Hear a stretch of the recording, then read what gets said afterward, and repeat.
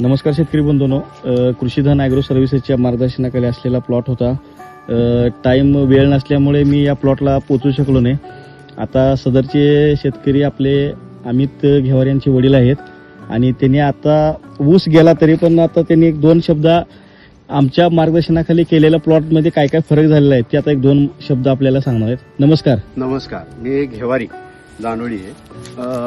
साहेबांच्या नियोजन खाली आम्ही ऊसाचं मार्गदर्शन साहेबांचं घेऊन यावर्षी आम्ही साहेबांच्या सल्ल्यानं तणनाशक असू दे, लागवड असू दे, याचं नियोजन केलं. मी वर्षाला ऊस पिकवत असताना जे द्यायचे डोस आहेत ते म्हणजे अनियमितपणा होत होता. त्याचा युरिया असू दे, लागवड सुपर फॉस्फेट असू दे, पोटॅश असू दे, पण साहेबांनी सांगितलेल्या पद्धतीनं आम्ही ह्यावर्षी टाकलो. मला 2 एकरात कमीत कमी नाही म्हणला तर 30-40 टनाचा फरक पडलेला आहे. आणि वस्तुस्थिती अशी आहे की एवढा ऊस एवढ्या कमी दिवसात असा कधीच पिकला नाही आमचा.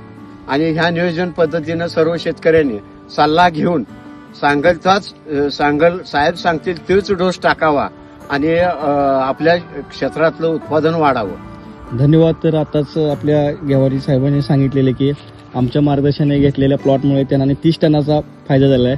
तरी आम्ही सर्व शेतकरी बंधू विनंती करतो की आमच्या मार्गदर्शनाखाली त्यांनी प्लॉटचं नियोजन करावे. धन्यवाद.